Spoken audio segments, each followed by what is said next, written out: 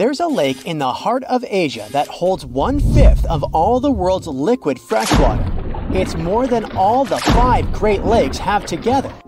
Even if all the rivers on our planet suddenly change their direction and set on a mission to drain this lake, it would take them a whole year to finish the job. I'm talking about the deepest lake in the world, Lake Baikal. If you decide to go all the way down to its deepest point, prepare for a journey of almost 5,400 feet. The descent takes several hours, but the rift floor of the lake is way deeper, between 5 to 7 miles beneath the surface. It means it could be even further down than the Challenger Deep, which is the deepest known place on Earth. The amount of water it has would be enough for everyone on Earth to have something to drink for up to 50 years. This mighty giant of a lake replenishes its water completely every 383 years. Baikal has a great delivery crew of over 300 rivers and streams, bringing their waters right in. And only one river flows out of Baikal, the Angara, which is headed straight for the Arctic Ocean. Baikal isn't only the deepest, but also the oldest existing freshwater lake in the world. It formed at least 25 million years ago. It all began when the Earth's crust decided to play Tetris and created the lake and the surrounding mountains. At some point, Baikal must have been just a humble riverbed, but then tremors and fractures shook the Earth, and the distance between the shores got bigger. Water levels rose thanks to the melting glaciers. Then, several lakes formed and later merged into one. Baikal is one of around 20 lakes in the world that are older than 1 million years. And since it wasn't disturbed by glacial periods, it's a perfect research ground for scientists. Its deep-drilled core sediments can tell a lot about the climate of our planet in different periods. Since Baikal is in a rift basin with 2,000 seismic tremors per year, the lake is deepening and still growing in size. Its shores drift apart at around the same rate as South America and Africa are moving away from each other, so it has all the potential to become an ocean. Another thing Baikal has in common with the oceans is that it has water rich in oxygen, even at its lowest depths. This is one of the reasons why the fauna of the lake is so incredibly rich. It's home to over 2,500 various animals and 1,000 plant varieties. Around half of them are unique and only exist in this area, like the endemic algae, the Baikal omul fish, and the Baikal oilfish. There are also some bears, elk, and lynx living on its shores. They must appreciate the fact that the temperatures around the lake are always higher than the rest of Siberia, thanks to its huge water mass. Most Baikal dwellers prefer to stick to the bottom of the lake, but there's one brave guy you'll meet if you decide to visit. Meet the Baikal seal, also known as Nerpa. It's the only true freshwater seal in the world. Nerpa's eyes are so cute it nearly landed the part of Puss in Boots in Shrek. Nerpa in Boots sounds good to me. These huge eyes are there to help them follow their favorite pelagic fish underwater. There are other seal kinds that can handle freshwater or use it to breathe, but these cuties spend their entire lives in it. But wait, how did seals, which are supposed to be oceanic creatures, end up in a lake miles and miles away from the sea? About 400,000 years ago, during the Pleistocene era, these adventurous creatures traveled up the river and drainage systems that connected Lake Baikal to the Arctic Ocean. The ringed seal that still lives in the Arctic is believed to be the Baikal seal's closest ancestor. Today, Baikal seals are confined to their freshwater home because of the changes in waterways. And they seem to be pretty happy with their home as they can choose from a huge variety of food to eat. The seals mostly hang out in the north and central areas of the lake, but move south in the winter. The lake gets covered with ice, which they use as a chill-out zone, just like their oceanic cousins use rocks or the beach. Since at least 1969, Lake Baikal has had some mysterious ice rings pop up randomly here and there. At some point, they got so big that the astronauts even spotted them from space. The rings usually appear in late April, but can be there in January or May. Scientists couldn't crack the code on how these rings form for a while. They had all sorts of theories, and the most popular involved methane gas bubbles from the lake's depths. But then, scientists noticed that some of the rings were in shallower waters, where gas emissions don't happen.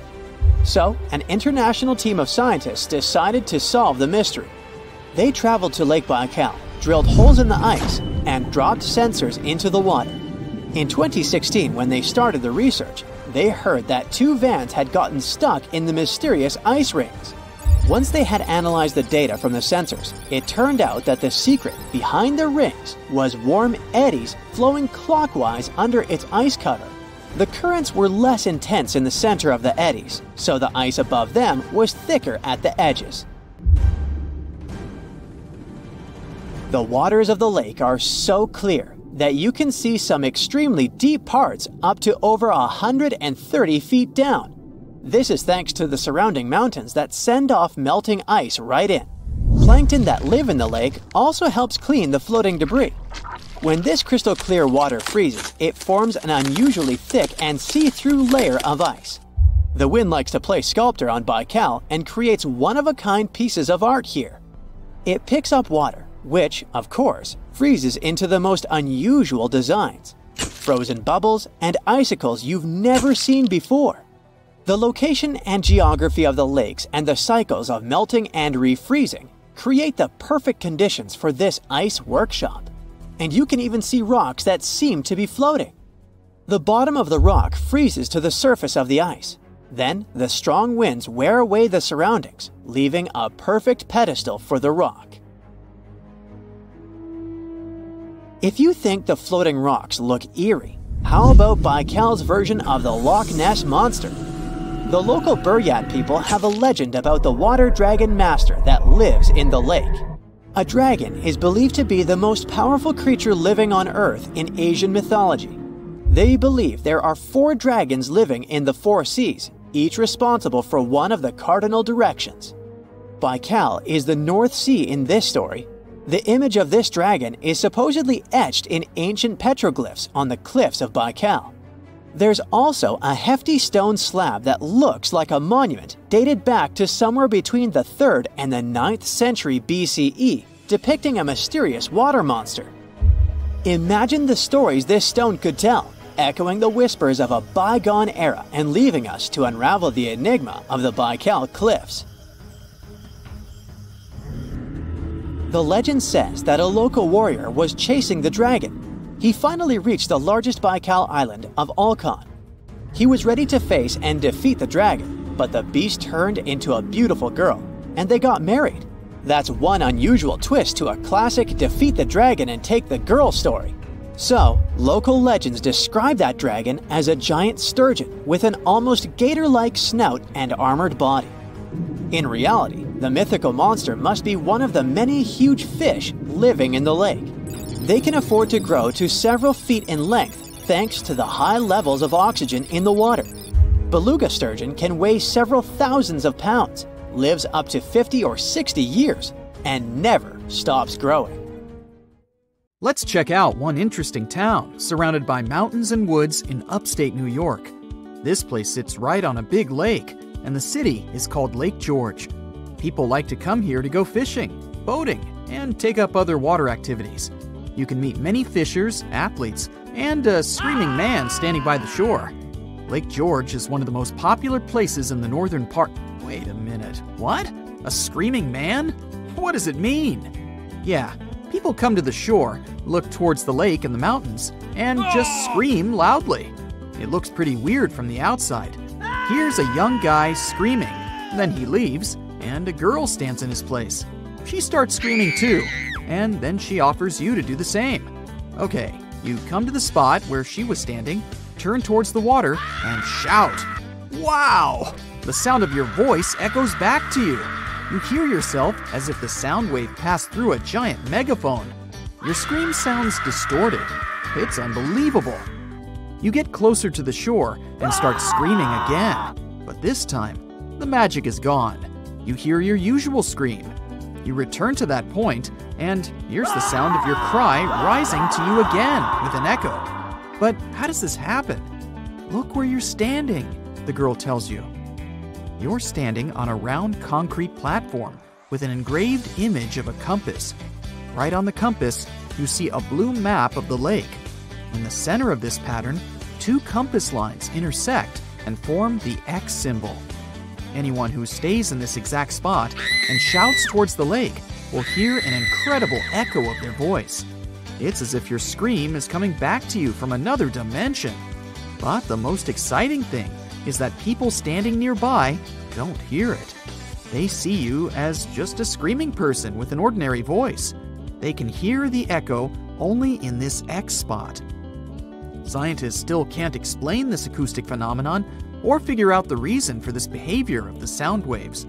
All they have is guesses and theories. The concrete platform is surrounded by a small curved wall from the lakeside. Some people think that your voice resonates from this wall and creates this sound effect. Many places have similar semicircular walls, but they can't play such an acoustics trick. Another theory says that mountains and water somehow create the echo effect. There's also an old legend according to which a magical creature appeared at this spot. It shouted towards the water, and its wisdom has echoed throughout the lake ever since. I still think the sound resonates from the wall, but let's move on. We have more places to go. The next incredible location we're going to drop by is in California. Welcome to Lake Berryessa. Just stand on the shore and watch. Everything seems normal. Beautiful nature, clean, calm water, but there's a huge deep hole in this lake into which millions of cubic feet of water are pouring per second. But don't worry, this is not a natural anomaly or a tunnel to the underworld. It's the glory hole, and people created it. Lake Berryessa is in the area where the farming town of Monticello used to stand. In the last century, people built a dam next to the lake. During the rains, the water level rose and overflowed beyond the edges of the dam. To solve this problem, engineers built a vast hole. To give you an idea of how vast it is, imagine an ant standing on the edge of your bathtub with water flowing through the drain hole. The glory hole is as big for you as the drain hole would be for the ant. The water goes through a long horizontal tunnel and enters the nearest bay. The glory hole is a local attraction and a popular place for tourists. Now let's move to the Caribbean region for another fascinating location. Here, among the clear blue sea, you can find a unique lake on one of the dreamlike islands. Its entire territory looks like a giant concrete platform. But don't swim in it. Steam emanates from the lake's surface because of high temperatures. Almost all the water here is liquid asphalt. Pitch Lake is the largest asphalt deposit in the world. Its depth is 250 feet, which means that a passenger Boeing can fit there in an upright position. Scientists haven't yet studied the lake thoroughly. They think there's a fault in the Earth's crust underneath it. Natural gases and oil pass through this crack and mix with water. Then, all this liquid goes through many chemical reactions and turns into asphalt. The lake contains about 10 million tons of hot material, according to rough estimates. Theoretically, no life can exist in such conditions, but scientists discovered a colony of microbes there. This means that life outside of our planet can exist. Saturn's largest moon, Titan, has many hydrocarbon lakes on its surface, similar to Pitch Lake. And if the simplest forms of life can exist here, in the asphalt lake, they may also survive on Titan. Our next unusual lake is in a pretty unexpected place, in the driest region on Earth. And these are not hot dunes and lifeless plains. This region is in Antarctica.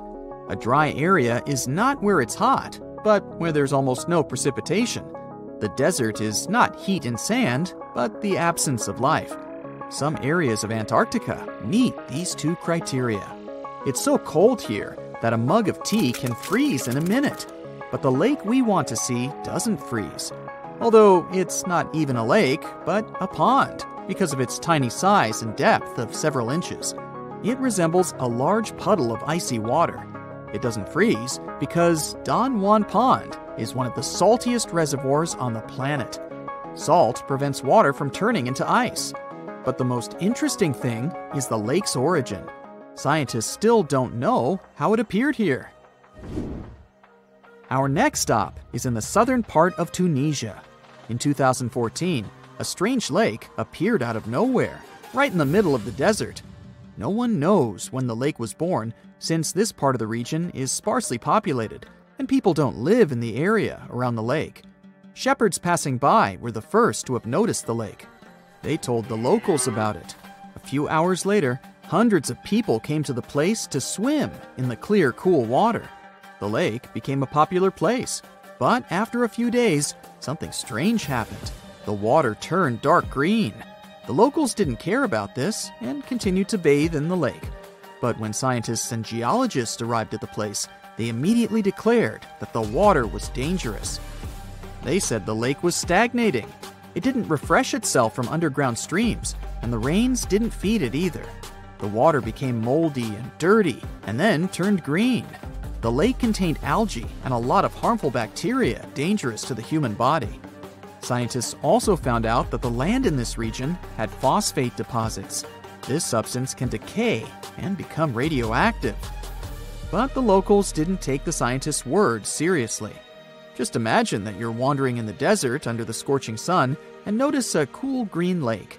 Few people will refuse to jump in there. The origin of this lake remains a mystery. Some experts think that heavy rains have filled a hole in the ground with water. Water has probably accumulated in the shadow of rocks surrounding the canyon. But another, more frightening theory says that an earthquake formed the lake. The seismic activity must have torn the Earth's crust above the water table. Then, underground springs spilled out of the depths and filled this crevice. This means that all the water that came here can pour back out. Imagine pulling the plug out of the drain hole in a bathtub.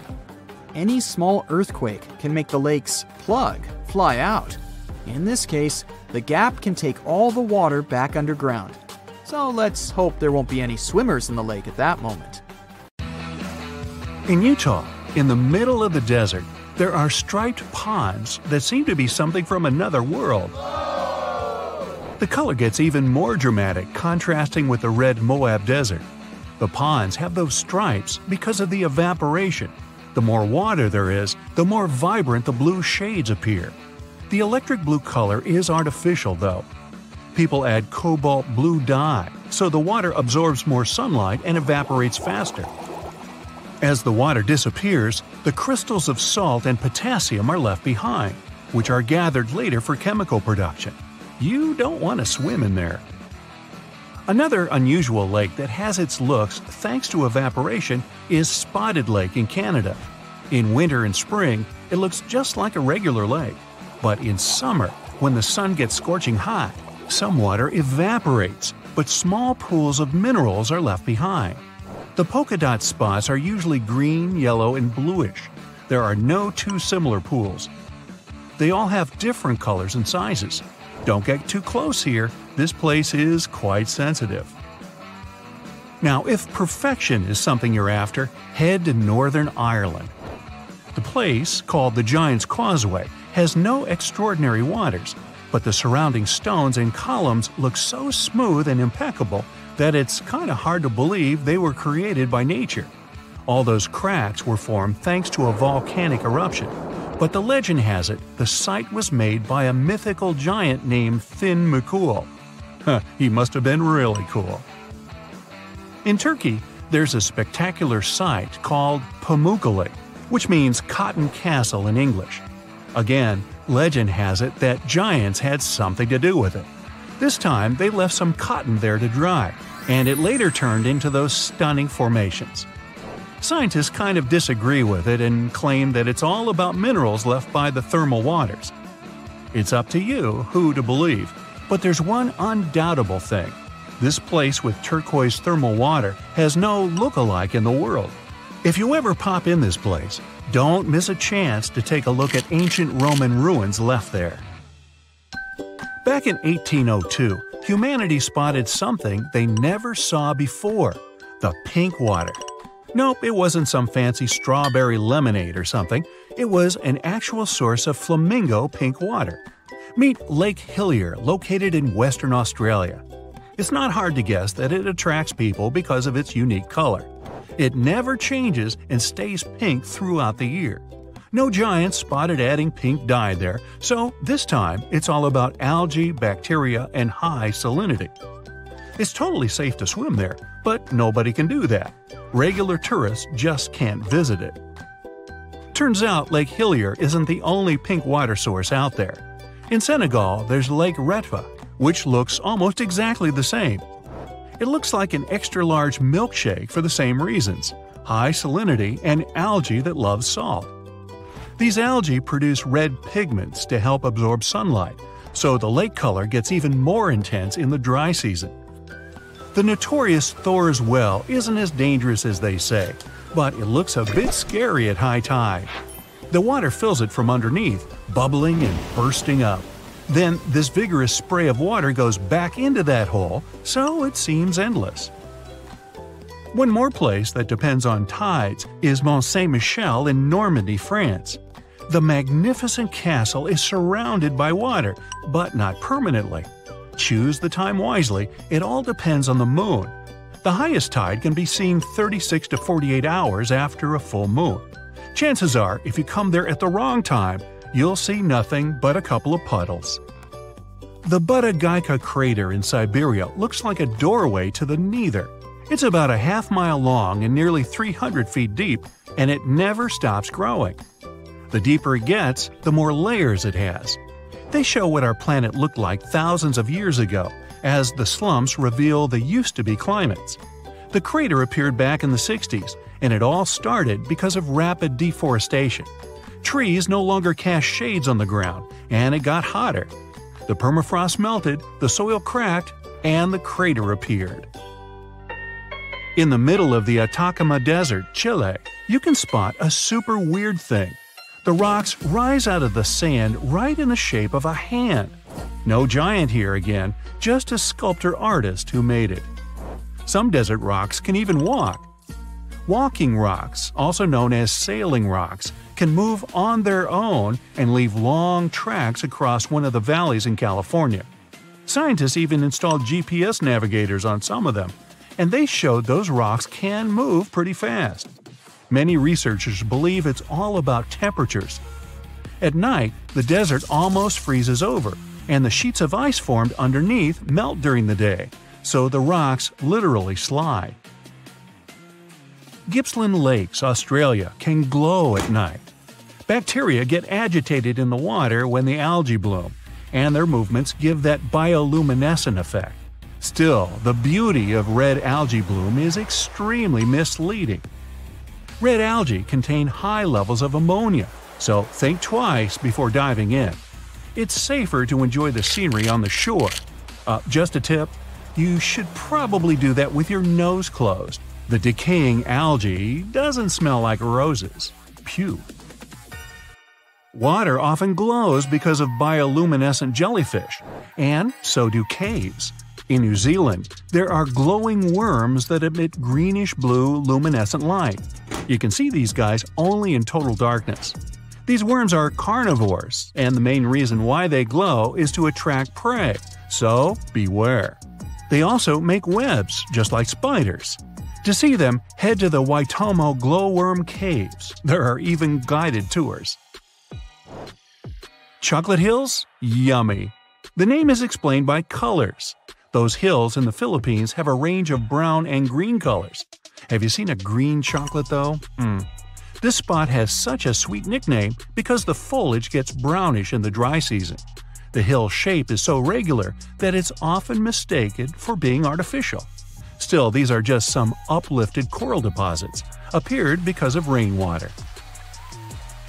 Just imagine a beach of ketchup spilled for miles and miles and a never-ending portion of French fries. Okay, it's just a dream, but a ketchup-red beach exists in real life in China. It's called Punjin, and it's at least 18 miles long. Usually, either giants or algae are responsible for such phenomena. This time, these are algae. They turn red in fall and make this beach one of the most colorful in the world. Good news, it's open to the public, but only a small section. We've seen a red beach, off to red waters. Antarctica isn't only white, it can be red too. In the Taylor Glacier, there's a crimson waterfall coming from a super salty lake. The water is rich in iron, which forms rust when it reacts with oxygen. The water stays liquid even at sub-zero temperatures because of the high salinity.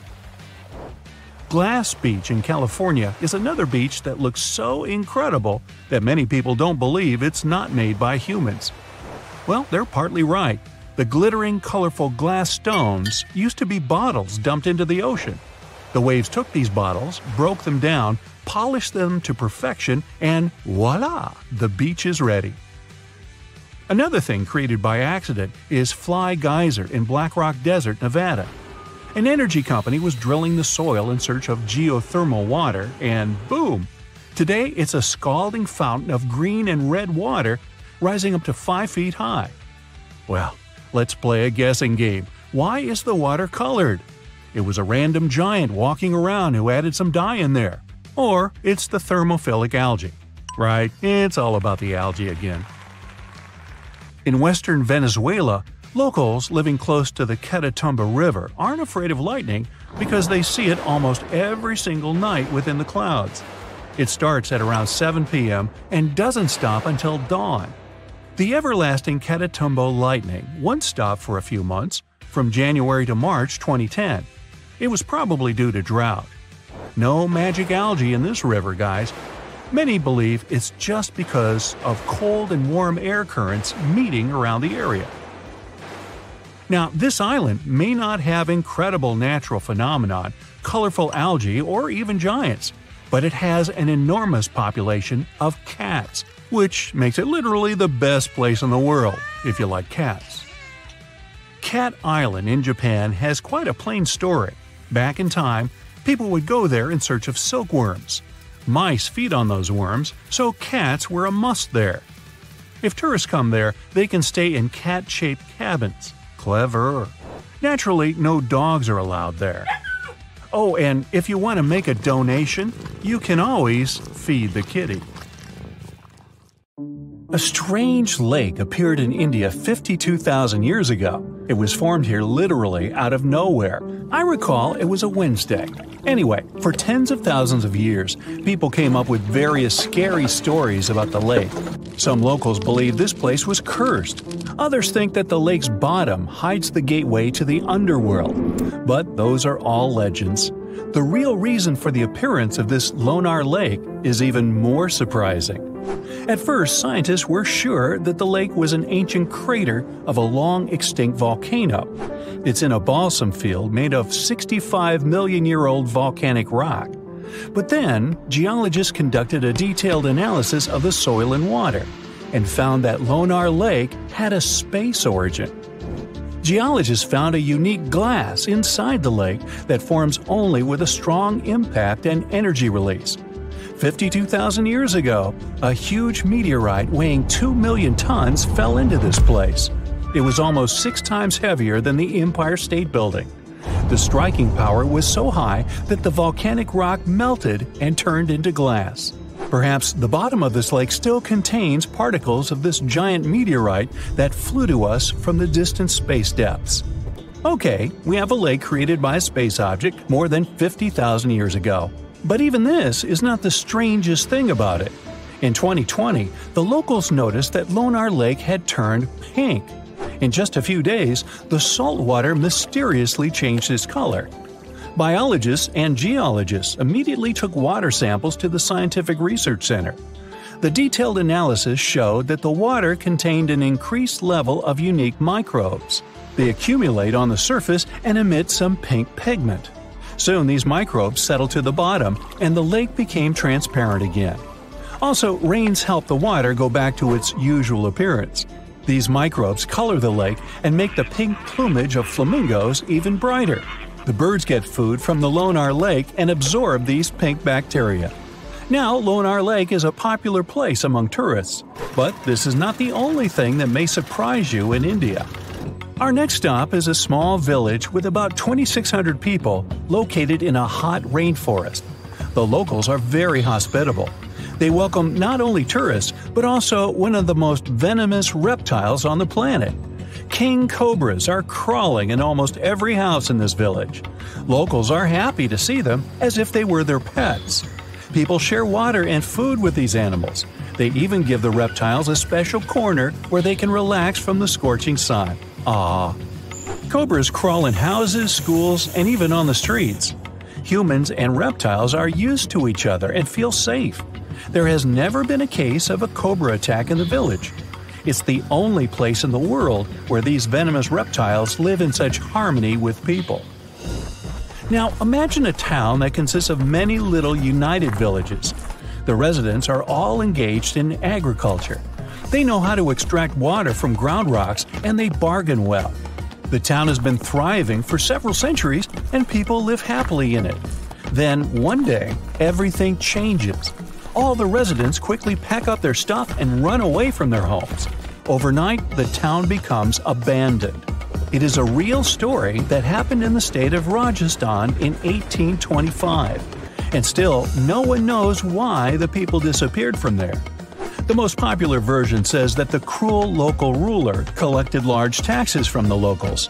Then he fell in love with the daughter of the chief of this town and threatened that he would collect extra taxes if the girl refused to be his wife. Citizens decided to support the woman and her father and left their homes in one day. This town is still empty, but the locals from the nearest cities are afraid to approach. Our next stop is the state of Maharashtra. There's a small village there with very positive people. They go to stores, cafes, schools, and banks. Everything here seems quite ordinary, and you wouldn't notice what's so special about this place. But just wait for the night to come. People go to sleep and no one locks their houses.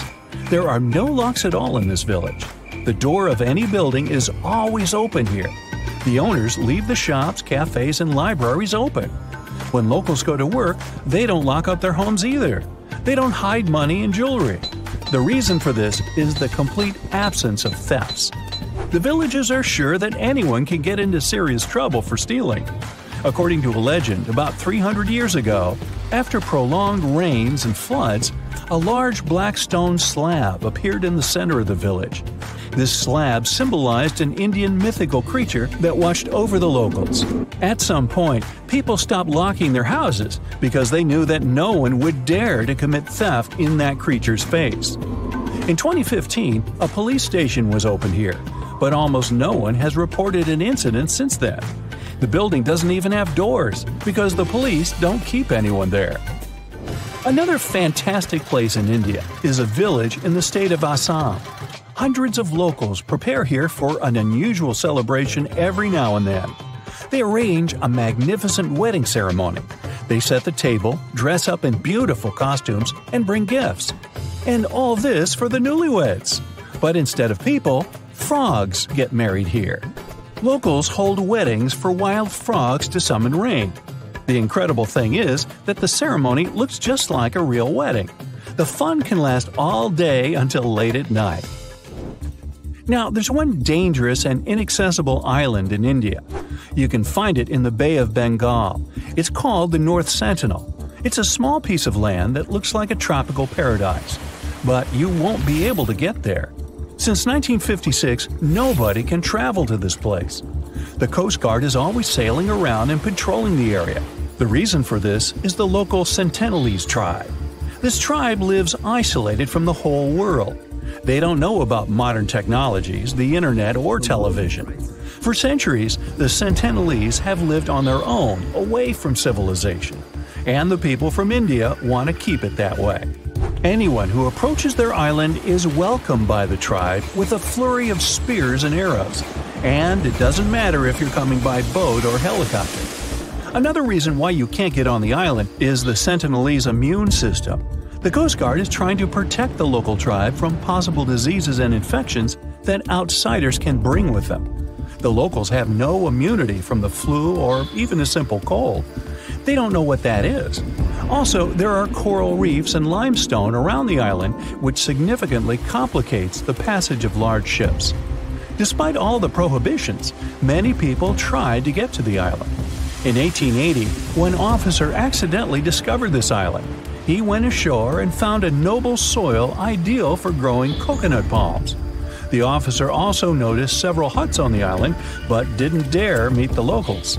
Explorers and travelers presented the islanders with fish as a gift many times. The locals accepted it, asked for more, but still didn't let them approach their houses. It was also challenging to make friends with the tribe because they communicate in one of the most difficult languages to learn in the world. Scientists and linguists have been studying this language for decades. At the end of the 20th century, outsiders made some progress in building a connection with the tribe. In 1991, a team of anthropologists invited the islanders aboard a large ship. They gave bags of coconuts to tribe members. This may be where the phrase "left holding the bag" came from. Or not. Otherwise, let's just leave these folks alone, shall we?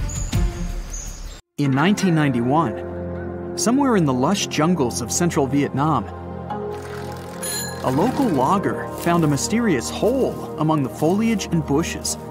He looked in there and felt a strong wind blowing into his face. Then he heard a strange sound from the cave depths and realized that it was the sound of a river. The logger didn't check the cave, but decided to go back there with a flashlight and a rope. When he returned, he couldn't find the cave anywhere. He spent a few years searching for it. Finally, in the 2000s, the logger managed to locate it again. In 2009, he brought scientists to this place. They found out the cave, called Sundong, is the largest in the world. There's so much space here that you'll hear a long echo if you shout. Sundong's main passage reaches 660 feet in height in some places, which is more than half as tall as the Empire State Building. The area of the cave is so huge that an entire New York City block with 40-story skyscrapers would fit in there. There's a deep underground labyrinth under the jungles of Vietnam, hiding 3 of the largest caves in the world, and Sundong is number 1 on this list. The vast space inside is filled with various plants, unique microclimates, and different landscapes. There's a real jungle growing underground. It became possible thanks to the collapsed ceiling in some places. It lets sunlight penetrate there from above. There are huge stalactites 250 feet high on the ceilings and walls, which is more than the length of a passenger Boeing. They've been here between hundreds of thousands and millions of years. Some limestone deposits are more than 450 million years old. It means they've existed since the time long before the dinosaurs. Besides the jungle, there are also many rivers in the cave. They were formed because of rainwater coming down from holes in the ceiling. These rivers are smooth and fast, like slides in a water park. But riding them isn't the best idea, since they can carry you into one of those long labyrinths that the cave is full of. And we still don't know where they're going. You may find yourself in another unknown part of the cave. This is what happened in 2018. 3 divers accidentally discovered new areas in Sundong. The cave turned out to be much bigger than everyone thought. They dove into one of the cave's lakes and reached a depth of 256 feet. At the bottom, they found a separate tunnel. Divers lowered a fishing line with a lead weight there and found out that this place reaches a depth of 394 feet, and the tunnel is more than half a mile long. We still don't know the exact size of the tunnel. Sundong also connects to another huge cave. There are lots of things you can see in Sundong besides underground labyrinths and rivers.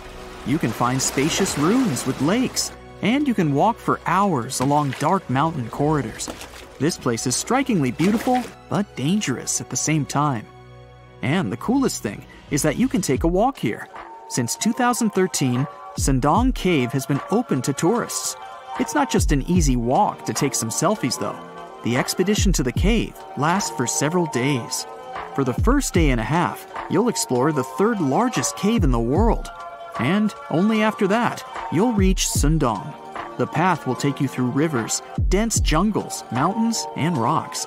You can meet many exotic birds, monkeys, and other animals.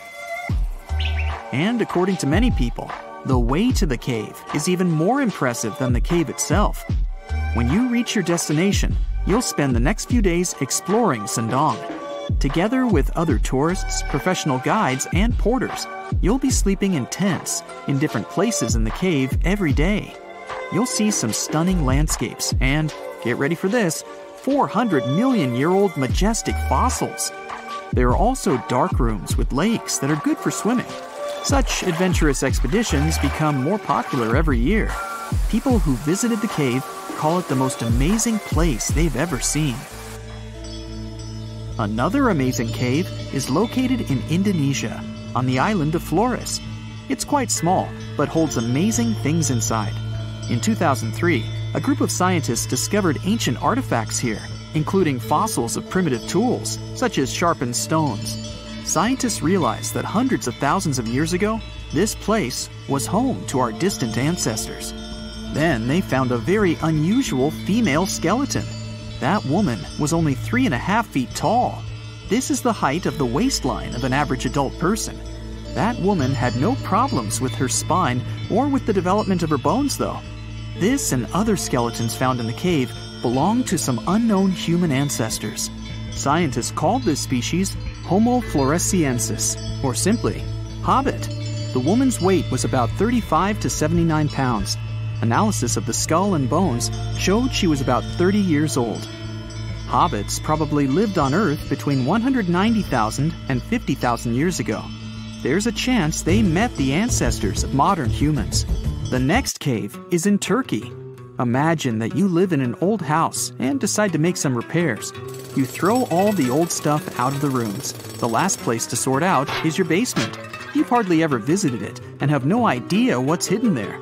But it's pretty spacious, so you decide to turn it into a room. You tear down the wall and discover the entrance to the cave. This is a tunnel that leads underground. You walk through the cave and see a real underground city. This happened in Turkey in 1963. One of the locals discovered a secret passage to a lost city in his basement. About 20,000 people could live there. There was enough space for livestock and food supplies. It's not just a maze of tunnels. There's a chapel, a school, stables, kitchens, walls, and other signs of civilization. The city was built in the Byzantine era, in the years 780 through 1180. It's not the only one down there and is connected to many underground tunnels and towns that stretch for several miles. Let's finish our journey in the strangest and most frightening cave. We're going to the southeast of Romania, near the Black Sea. Here, on a desolate wide plain, you can find a hole. This is a tunnel leading deep underground. The air inside the cave has high levels of hydrogen sulfide and carbon dioxide. Under normal conditions, the air we breathe contains around 20% oxygen, but it's only 10% here. You won't be able to breathe freely without an oxygen tank. The water and air here are poisoned. Almost no animals are able to live in such conditions, at least the ones we know about. And this cave is filled with 48 species of living organisms, 33 of which are new unknown species.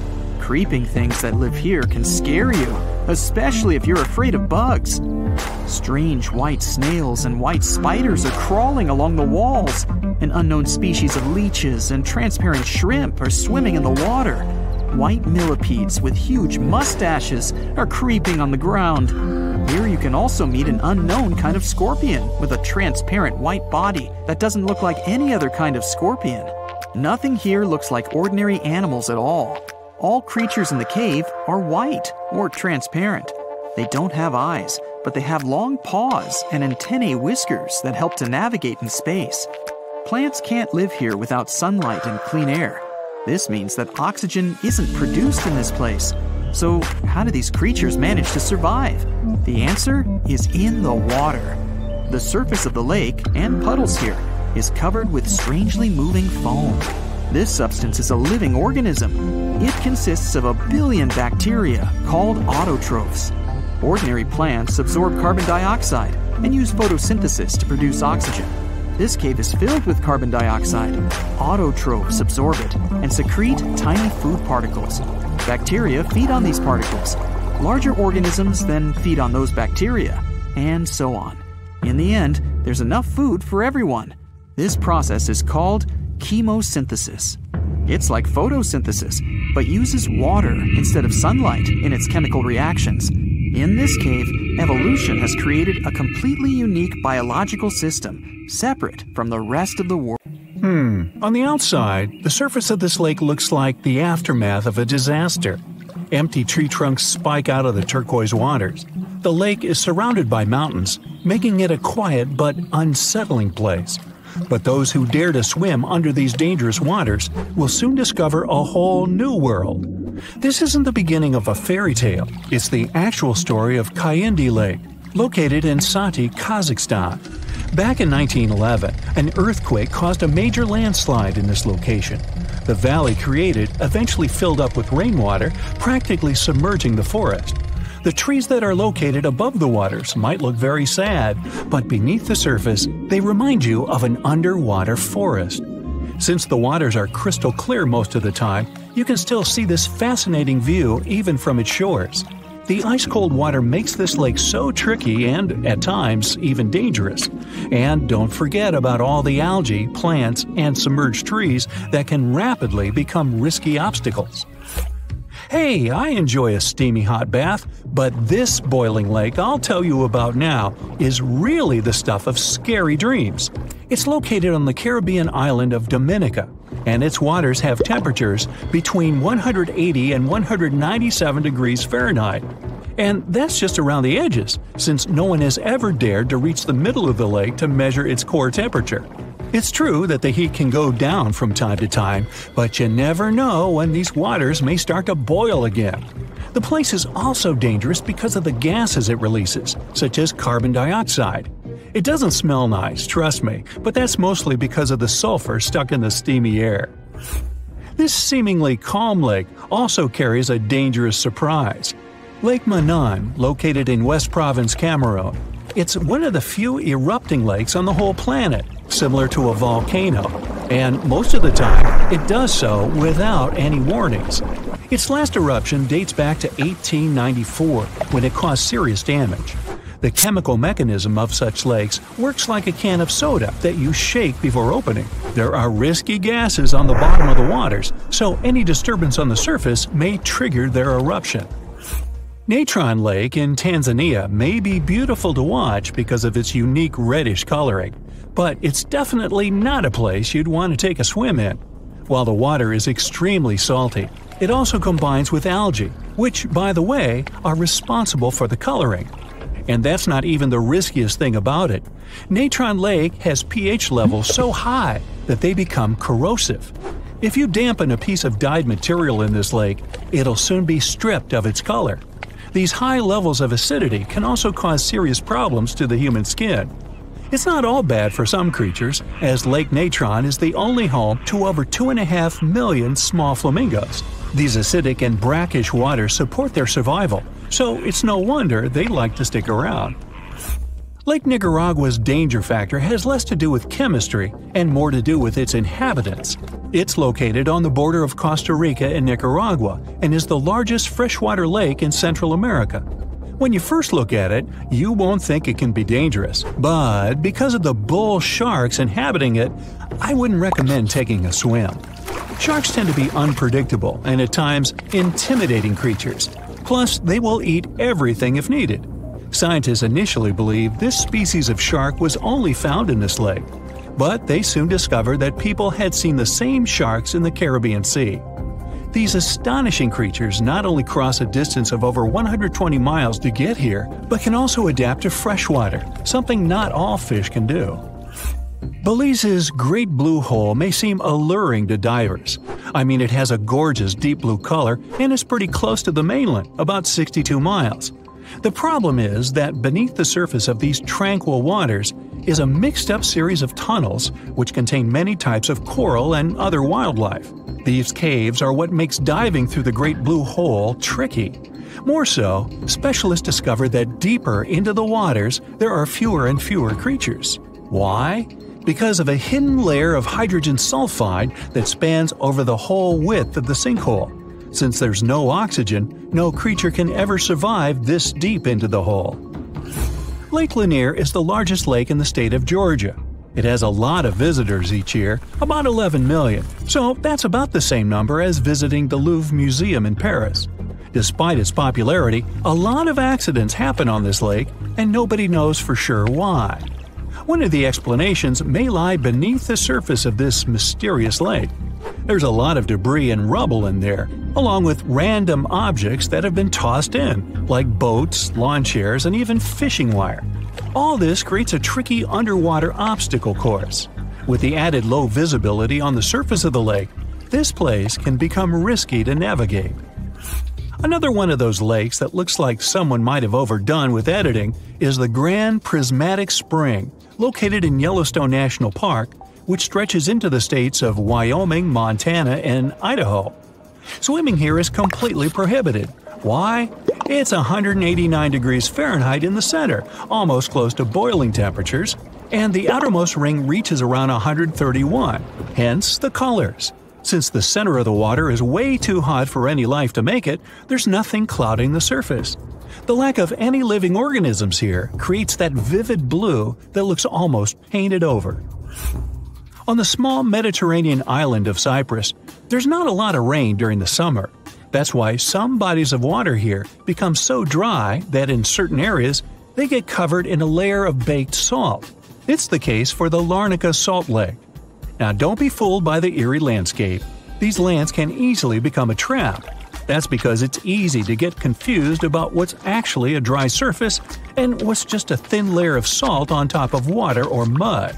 More so, underneath the crust are salt crystals, which can cause problems for people's skin.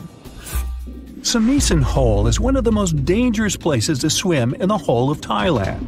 It's because it's very deep, reaching 280 feet, and gets extremely dark. At certain points, as divers get lower, they can even reach places with zero visibility. No wonder a lot of people get confused and can't seem to find their way up anymore. The largest lake in Africa and the third largest lake in the entire world is called Lake Victoria. Not all of its waters are unsafe for people, but some regions can rapidly cause problems. Why? Particularly because it has its own isolated weather system, and that makes the weather really unreliable. It can go from bright and sunny to terrible in a matter of seconds. I mean, who would want to get caught swimming in the middle of a storm, right? Pustoye Lake is located in Siberia, so I'm guessing I don't need to tell you the waters here get extremely cold. But if you look at the lake, there's nothing out of the ordinary with these waters. Is that completely true? Most likely not, and people tend to avoid swimming here at all costs, even if they can resist the freezing cold waters. So, what makes Lake Pustoye so mysterious and dangerous? Well, nothing seems to want to live here, and scientists have yet to discover why. They tried to fill the lake with many types of fish and various plant species to see if they could survive in the waters, but the results were disappointing. Since we don't know exactly what makes it so difficult to survive here, don't go running for your swimming trunks just yet. It's best if you stay away. Hey, you don't have to tell me twice.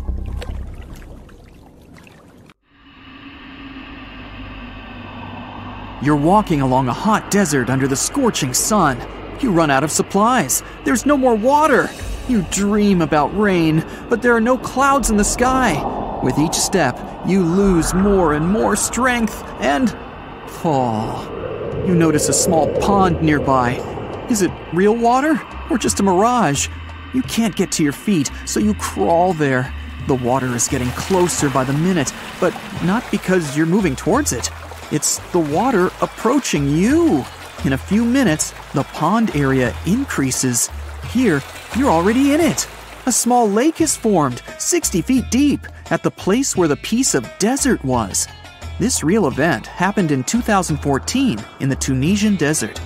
No one knows exactly on what day the lake appeared, since this part of the south of Tunisia is sparsely populated. At first, shepherds passing by saw the lake and didn't believe their eyes. In the next few hours, hundreds of locals came running to the place. They began to swim, jumping into the water from the surrounding rocks. But a few days later, something strange happened to the lake.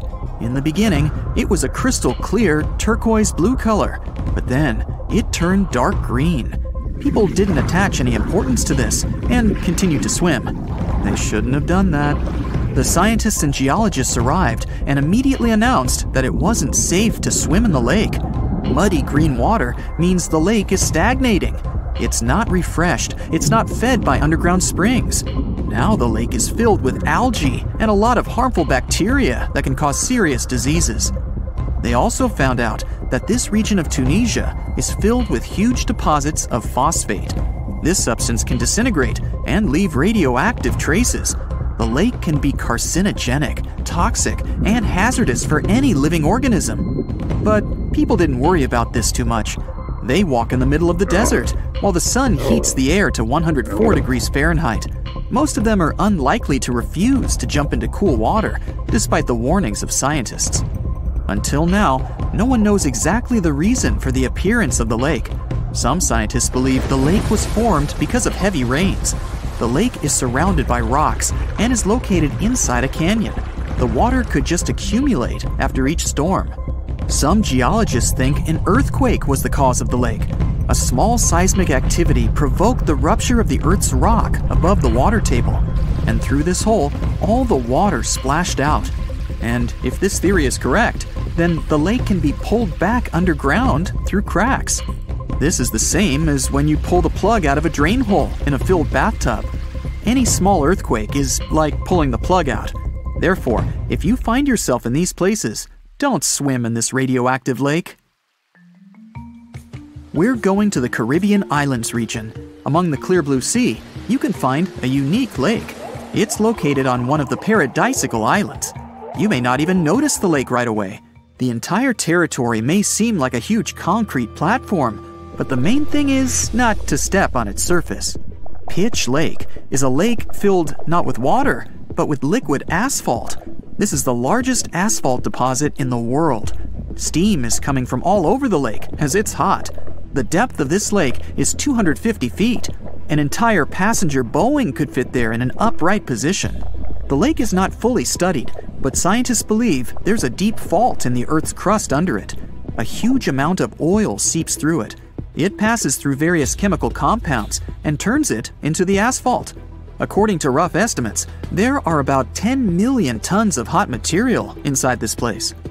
Theoretically, no life can exist in such conditions, but scientists have discovered a colony of microbes. Somehow, these creatures have learned to survive here. This also suggests that life outside of our planet may exist. The largest moon of Saturn, Titan, has many hydrocarbon lakes on the surface. And if the simplest forms of life appeared among 1 million tons of molten asphalt here on Earth, then nothing prevents them from appearing on Titan. We're going to Indonesia, to the island of Java. You need to climb a large volcano to see the next phenomenon.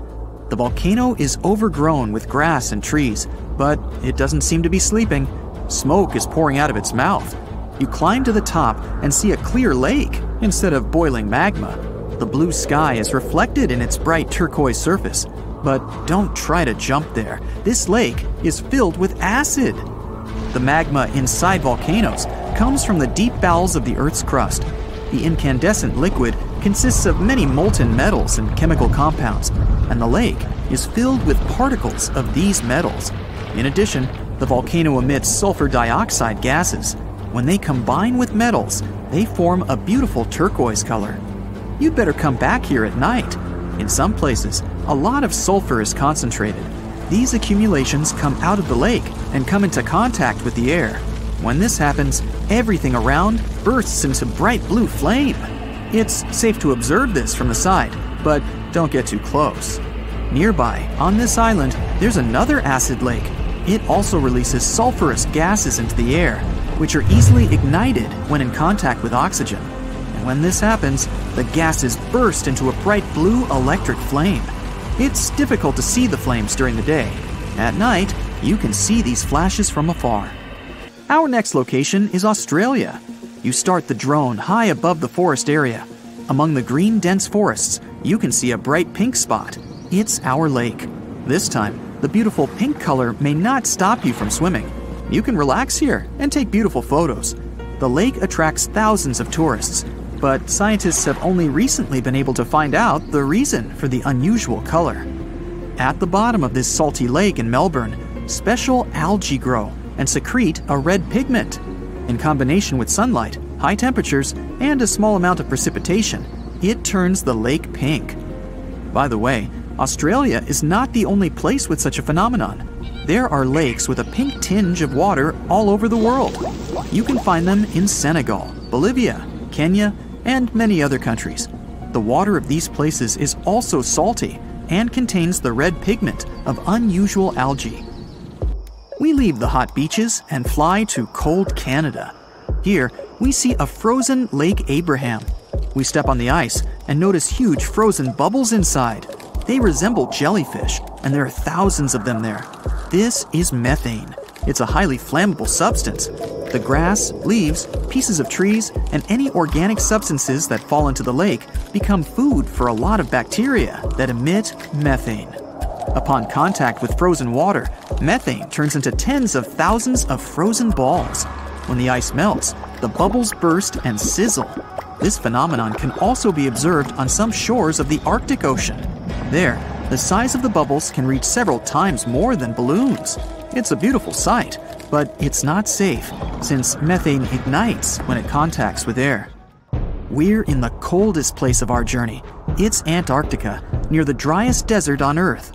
A dry place doesn't mean it has to be hot. It's an area with minimum precipitation. The desert isn't sand and cacti, but a place where almost no living life inhabits. Some areas of Antarctica meet these two criteria. However, in this icy desert, you can notice a tiny lake. Its depth is only a few inches. Technically, it's a pond, but the most amazing thing is that it stays in a liquid form. The temperature here drops to negative 58 degrees Fahrenheit. The pond should be frozen, but this doesn't happen. Don Juan Pond is one of the saltiest reservoirs on the planet. The amount of salt here doesn't allow the water to freeze. Scientists have been studying this lake for more than 60 years, but they still can't find out the exact reason for the appearance of water here. Now, you probably won't be surprised to hear that the water coming out of your pipes doesn't simply travel from a nearby river. In most cases, it has to go through a lengthy process before it's safe for you to drink or use it when you shower. But there's a part of the scientific community that has some concerns regarding how we treat this water before it's good enough for human consumption. You see, there are countries that are still using substances in these water treatments, which might not be the best thing for our DNA. The culprit in this debate seems to be colloidal silver. This is a mineral that's been used in medicine for a long time because it can get rid of some germs. However, it may do more harm than good. Also, there isn't a lot of evidence that it actually works to disinfect the water. And now, researchers are warning that there's a risk that it could actually cause damage to the DNA. The research looked at previous studies where the effects of silver, silver nitrate, and silver nanoparticles have been measured. And while none of the studies alone are definitive, the researchers think that there's a chance that silver-treated water could damage our DNA. Now, official guidelines for drinking water quality don't currently include a value for silver in water, but they do suggest that a very low concentration could be tolerated without risk to health. The bottom line? We need more research to determine if people who drink water treated with silver have evidence of DNA damage. Until then, maybe we should stick to other ways of treating contaminated water just to be on the safe side. Now, hold on a minute. What's DNA anyway? I'd be asking that myself too if I were you. Let's talk about the real OG of molecular biology, deoxyribonucleic acid, or as we like to use easier acronyms, DNA. You might have heard that it's the building block of life, and that's true. DNA is like the ultimate instruction manual for all living things, from the tiniest microbe to the biggest elephant, and even me. But DNA is more than just a set of instructions. It's also the ultimate family heirloom, passed down from generation to generation, like your granddad's antique pocket watch. And just like the pocket watch, DNA has been around for a long time, dating back to the earliest life on Earth. Now, let's get into the nitty-gritty of what makes DNA so complex. It's made up of smaller elements that fit together like puzzle pieces, and when those puzzle pieces are arranged in a specific order, They can create everything from the color of your eyes to the size of your feet. I must have gotten more of that one. But how does it all work? How do we get information from these tiny puzzle pieces? Well, that's a bit of a mystery that scientists have been unraveling for decades. But one thing we do know is that DNA is a true team player. Every cell in a multicellular organization has a full set of DNA.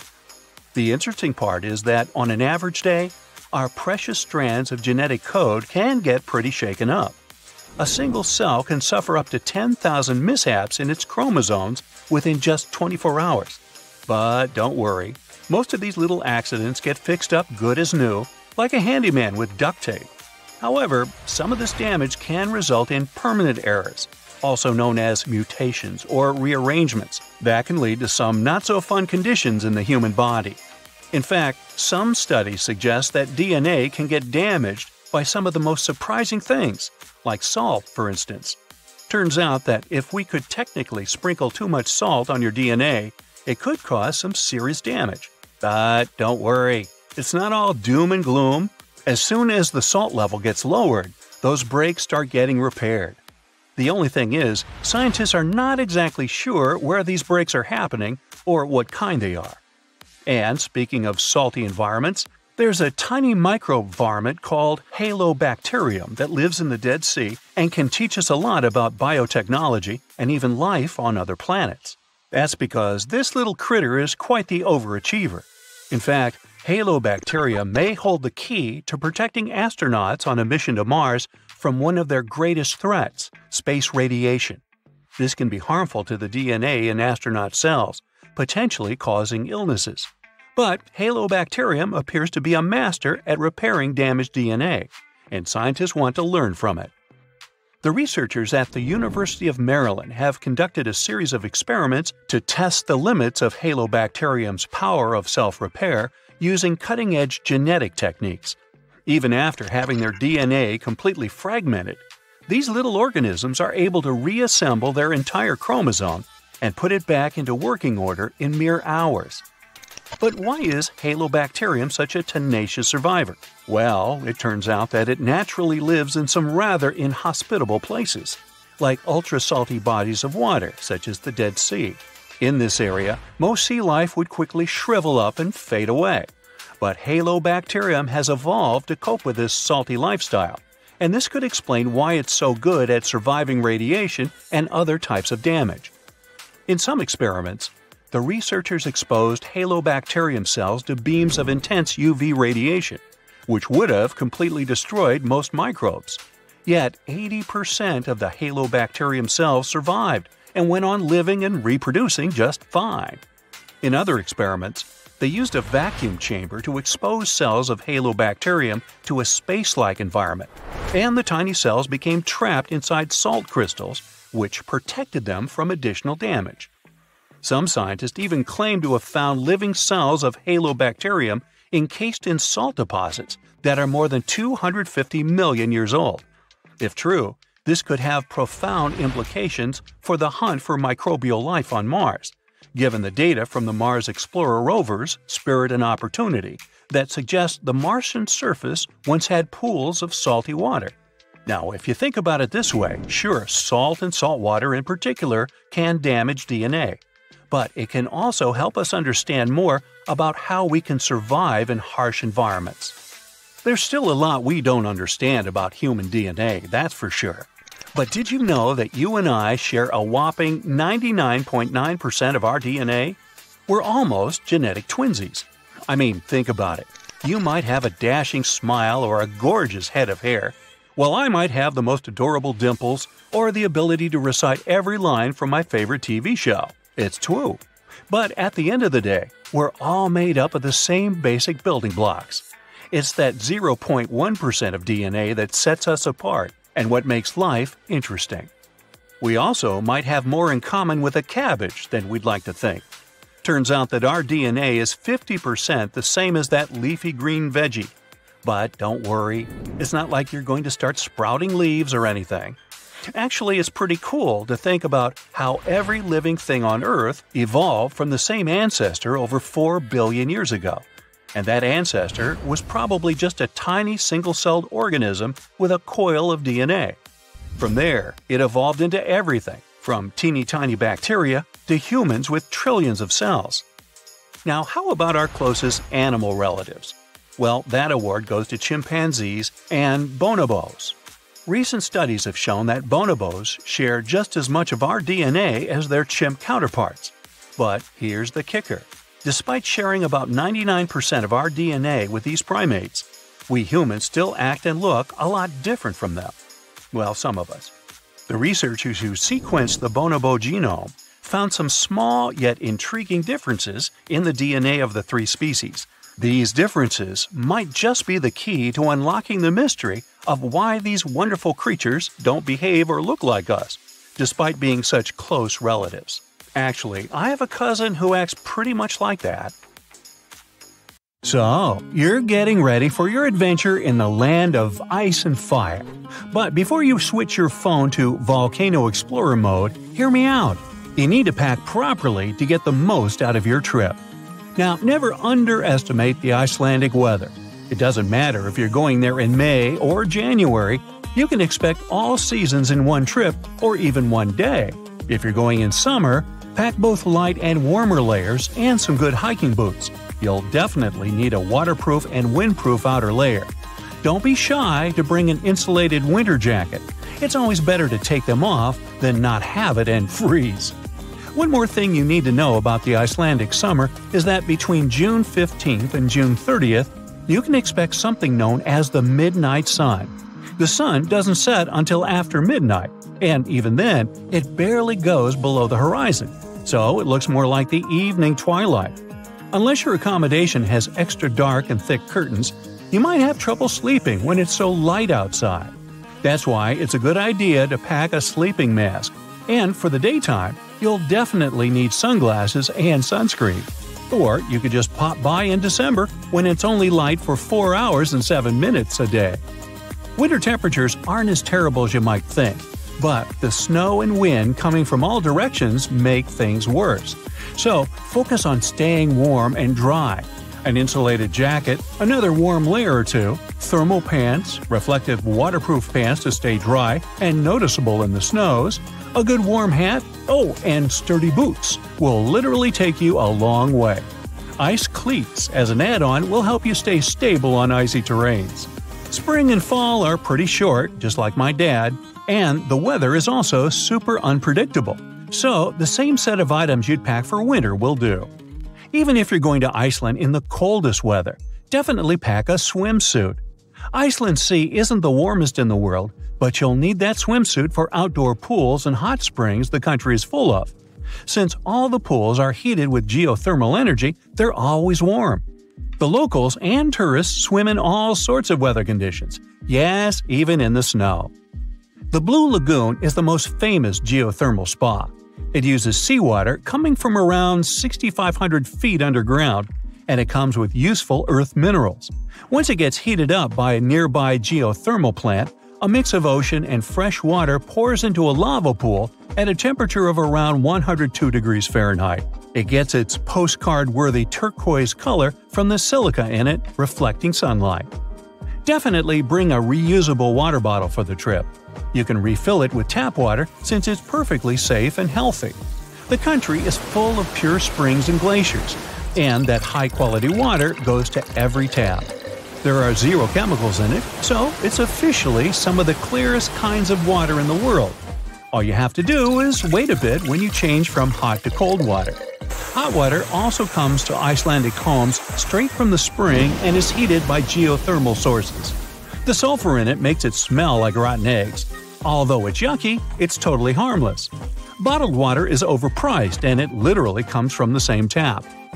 Icelanders will have no problem speaking and understanding English, but if you want to feel more like a local, you could bring translation earbuds. Icelandic is pretty difficult to grasp on the go and might sound unusual.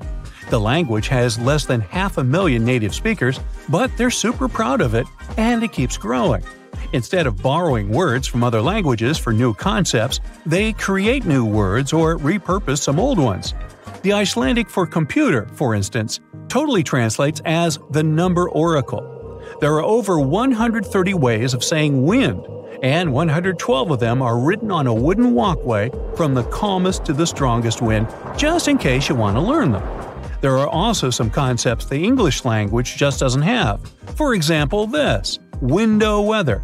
It's the kind of weather that looks good from the inside, but once you step out, you regret your decision. Makes sense to me. In case, for some reason, you were planning to bring a horse to Iceland, stop right there. The Icelandic horse is one of the oldest and purebred horses in the world, with a history of the breed going back to the 10th century. The story goes that the ancestors of today's beauties were carefully selected to be brought to Iceland from Norway during the Viking years, and no one has imported any other horse breeds to Iceland since the 11th century. It is banned by law. This complete isolation helps the Icelandic horses stay super healthy and live a long life. These beauties used to be the only form of transportation in the country. They've adapted to survive in all kinds of weather conditions and have grown, although they still don't look huge.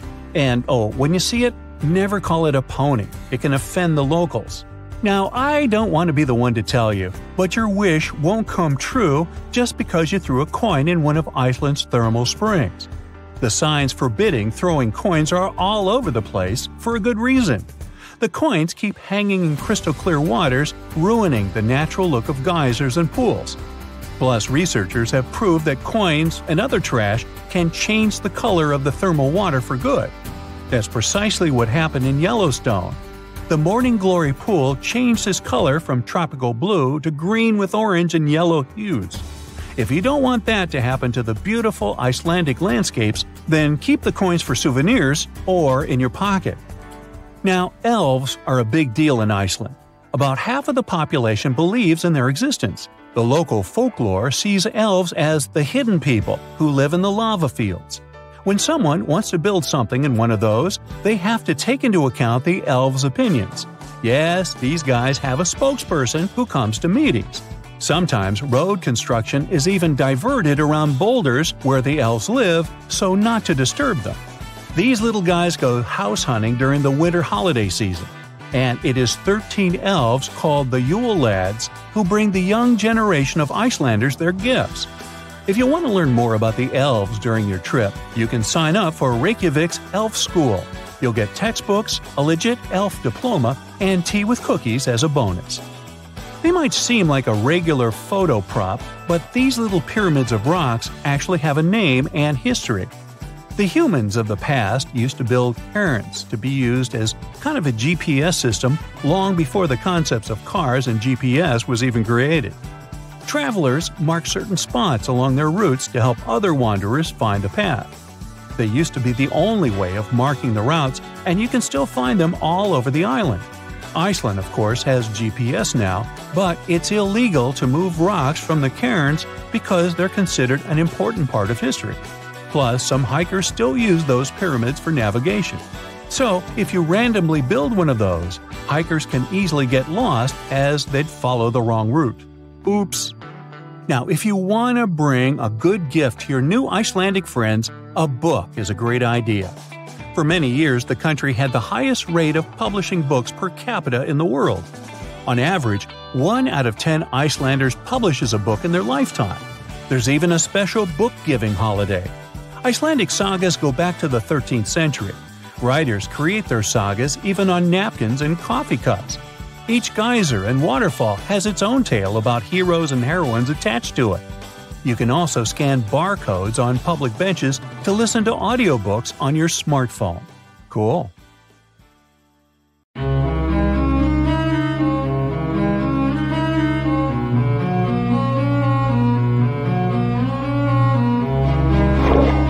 Question for you. Do you think Atlantis could be real? It remains as one of history's greatest mysteries. The legend began with Plato, all the way back in ancient Greece. The tale of a civilization that formed and prospered before our own. Atlantis was supposedly a highly technological society, much like the Mayans. But, as the legend says, due to the people's greed, they were punished by a flood that destroyed and submerged their cities. Different theories try to guess Atlantis' location. Some say it was in the Mediterranean Sea. Some say it's beneath the Bermuda Triangle. But as science has shown us, Atlantis may be only an allegory for humankind. Today, you'll discover several amazing underwater cities that you have never heard of. They existed indeed and are not just a myth. We're taking you on an excursion to the underwater city of Baia, which is on the coast of Italy. Known as the Las Vegas of the Roman Empire, Baia was a resort city. The Roman elite traveled there for recreation. Imagine an open-air spa. That was Baia. You can visit the submerged town by scuba diving and get close to that perfectly preserved, magnificent Roman sculpture, a true underwater wonder. You can spot the crumbled temples and buildings through glass-bottom boats. This is a moss-covered museum in Claudio's Nymphaeum. To your left, you can see a collection of classical Greek statues. Swimming down the Via Herculeana, you'll arrive at Villa Aprotio. Villas are Italian-style houses, and here you can admire their original marble floors. Notice the black and white patterns and the astounding shapes they make. Next, you'll arrive at Portus Julius. Can you see the collapsing wall structures at the bottom of the seafloor? You'll see well-preserved columns and limestone floors. Behold the ruins of the thermal baths of Lacus. The remaining multicolored mosaics are something great to see. You'll see their orange, blue, and green tiles if you get close enough. At Pisoni's Villa Pila, you'll see 25 preserved Roman pillars. Notice the arches, the frescoes nearby, and the magnitude of this well-kept treasure. The city was located over natural volcanic vents, so there were hot springs to be used at will. People went there looking to have an excellent time. And when I say people, I mean some of the great Roman emperors we learned about in school: Nero, Cicero, Caesar. But around the 8th century, the city was sacked and the luxurious town was abandoned. Slowly, the water level rose and the city started to drown. You are on a summer vacation off the coast of Greece, 4 hours outside of Athens, in the Peloponnese Peninsula on Pavlo Petri. You dust off your snorkel and head for a free dive on a bright sunny day. Sometime into the dive, you start noticing patterns on the seabed. 13 feet below the surface, the outline of familiar objects starts to appear, one by one. As you continue swimming, what looks like the outline of an entire city emerges before your eyes. You wonder, how could water have taken the whole city? Rocks are perfectly aligned into what appears to be the foundation of a building. Nicholas Fleming, a British oceanographer on vacation in Greece, was the person that discovered Pavlo Petri. He was documenting the seafloor artifacts. The team found the site filled with pots, storage vessels, and tools. A quern stone, for instance, is a tool used for grinding grains and turning them into flour. Multiple amphoras, which were found then, indicate that this settlement dated back to the Bronze Age, 5,500 years ago, when people started living in towns. The settlement is believed to have lasted for over 2,400 years. Pavlo Petri is considered today the oldest submerged town yet found, and it's impressive that it wasn't a simple village. It was a vibrant port city with stone-built buildings, a marketplace, streets, and even squares. Let's continue our exploration and find secrets in other underwater cities. You are diving off the coast of the Ryukyu Islands. Pacific waters are far from smooth. There's a strong current pulling you into the deep sea. Suddenly, you see a huge structure thanks to the sunlight shining down on the seabed. At first, it looks like Machu Picchu's ruins across the globe in Peru. As you approach it, you slowly figure out its form. A pyramid-shaped structure, arches, staircases. It's something that could have easily been a palace or castle. Could this also be a sign of human activity? What you just saw is known today as the Yonaguni Monument. It also goes by the name of Japan's Atlantis. The entire monument is about the size of 5 football fields and the height of a 5-story building. Its most surprising feature is its expansive terraces that host large crowd gatherings. Explorers and scientists believe that Yonaguni dates back to 10,000 years ago.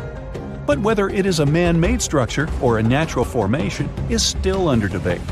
For Japan's top marine geologist, Professor Masaki Kimura, Yonaguni is the heritage of a lost civilization. Kimura has dived into exploring the ruins over 100 times over the past 10 years.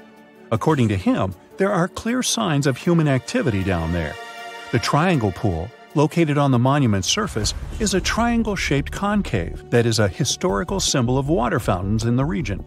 There is also a giant turtle carved on the eastern side of the structure, and according to Kimura, turtles have an important cultural meaning. Several pieces of stone tools have been recovered from the site. Their estimated age dates back to 10,000 years ago. However, not all scientists are convinced of the same. For many, Yonaguni is the result of thousands of years of erosion. The fact that the monument is composed of one massive rock leads them to believe that it is not human-made. The defined edges and flat surfaces resemble a natural formation occurrence in Northern Ireland, known as Giant's Causeway. A series of interlocking basalt columns look like the ruins of a palace, but they were the result of volcanic activity in the region. Well, stay tuned for more underwater discoveries. The next stop on our voyage is one of today's most famous underwater cities that has turned into an underwater archaeological park. The city of Port Royal in Jamaica exists today only below the surface. But in 1692, it was one of the wealthiest cities in the Western Hemisphere. Port Royal was the center of the British Empire at the time, and an important trade city that attracted people from all over. It was also home to real-life pirates of the Caribbean. On the morning of June 7, 1692, the people of Port Royal met a different fate than they probably expected. The bars and restaurants beaming with life woke up shaking. People were taken out of bed with the power of a massive earthquake, estimated today at 7.5 on the Richter scale. One survivor says he saw the earth opening up and swallowing the town whole. What he said could be true, as the city was mainly built over sand. The ground sucked buildings, roads, and everyone above. Geysers erupted, and finally, waves as big as 10-story-high buildings hit the city. About 33 acres of the city disappeared underwater, and amazingly, most of its 17th century remains lie in good condition under 40 feet of water. In the ruins, archaeologists have found taverns, storage rooms, kitchens, and recreational buildings used for diverse purposes. You can see a grand lion statue, a submerged bridge, and many picturesque arches. Now, do you fancy a trip to India? Just outside its coast lies another sunken marvel. A site known as the Lost City of Cambay is located on the Gulf of a similar name. It remained hidden until 2001, when the National Institute of Ocean Technology did a routine water assessment. With sonar technology, which sends a wave of sound to the bottom of the sea, they found something far beneath the surface. Images showed well-defined geometric shapes spread along a 5-mile stretch. The remains found dated to more than 9,500 years ago, meaning that this civilization was lost at around the end of the Ice Age. Debris recovered from the site included construction material, pottery, beads, sculptures, and even bones. Scientists argue whether these artifacts are indeed from the site, but if they truly are, then the Lost City of Cambay would be the oldest civilization in the world. Ah, beautiful. You're walking with your friend and look up at the sky. The sun looks a bit different today, like it has some kind of ring around it, a rainbow type thing. Huh, look at that. Your friend pulls his head up out of his phone. You shouldn't look directly at the... Stop everything, he says. It's a sun halo. We need to find shelter now, unless you have the world's biggest umbrella on you. A sun halo is nature's sign that there's a snow or rainstorm on its way. It's caused by clouds that are made of bazillions of small ice crystals. Sunlight goes through those crystals, which causes the light to split and refract, like when there's a rainbow. Now, don't look at the sun halo directly. It's going to be tempting because it's not something you see every day. Plus, it's really beautiful. But ultraviolet light can burn the exposed tissue of your retina and cause serious damage, so it's not worth it. Grab some sunglasses and you're good to go. This phenomenon lasts around 40 minutes. These clouds are the same ones that can cause a spooky ring around the moon at night sometimes. In June 2020, what the people were looking at was an anvil cloud, a rare storm formation in the sky. Formed when strong air currents carry water vapor upwards, the air expands and spreads out as it hits the bottom of the stratosphere. It pushes the dense cloud into the cool anvil shape you see, and sometimes it even gets to be a mushroom. Anvil clouds produce some of the most dangerous lightning of all storms, one that's called a bolt out of the blue. This lightning strike seems to magically come out of the blue sky, with the storm being many miles away. This type of bolt comes from the top of the anvil and can be 10 times more powerful than a typical lightning strike. People got so frightened after witnessing a giant cloud that they thought something terrible must have happened. The locals had pictures of the large billow on social media before officials could explain what was going on. Authorities managed to calm everyone's fears by informing them it was nothing more than a natural phenomenon, and a beautiful one at that. Before dissipating, these clouds typically stay in one area, regardless of how strong the wind is. If you look off the western coast of France, you'll see the Isle of Ré. Thanks to its beautiful blue waters, clean sandy beaches, and stunning lighthouses, this place is a very popular vacation spot. But perhaps the coolest part about the island of Ré is what you see just beyond the shore: square waves. This strange wave pattern looks like a giant chessboard over the ocean. Many visitors to the island become captivated by these waves and go to high-up places like nearby lighthouses to take pictures of this natural phenomenon. They say that when looking down at these square patterns in the water, it's almost as if there's some sort of metal grid underneath it. And while these wave patterns are truly fascinating, the people who choose to enjoy them from afar are doing it right. They know to stay out of the water. To understand how these square waves come to be, it's important to know how waves occur in the first place. Generally, waves can travel many miles over the surface of the water, depending on local winds and weather. And even on days when the weather seems somewhat calm, storms located elsewhere can send in crashing waves that affect the surrounding calm waters. When waves travel onto the shores of distant lands, they're called swells. This is different from a wave that occurs from local wind. When two different swells coming from opposite directions meet, it's known as a cross sea. This is what generates these square waves you see near the Isle of Ré. While these waves are one of the reasons why people flock to this island, they can still expect to enjoy calm, relaxing waters most of the time. The cross sea only occurs during certain times of the year in specific weather. Plus, it's common knowledge around Ré to steer clear of the ocean when these square waves appear. So it's not often that you hear about anyone getting caught in them, because most people know better. And since a lot of people on the island are tourists, there are plenty of signs around warning them to get out of the water during this time. However, not everyone gets the memo. There have been a handful of cases where people got caught in the cross sea, but thankfully and luckily, they managed to get out safely.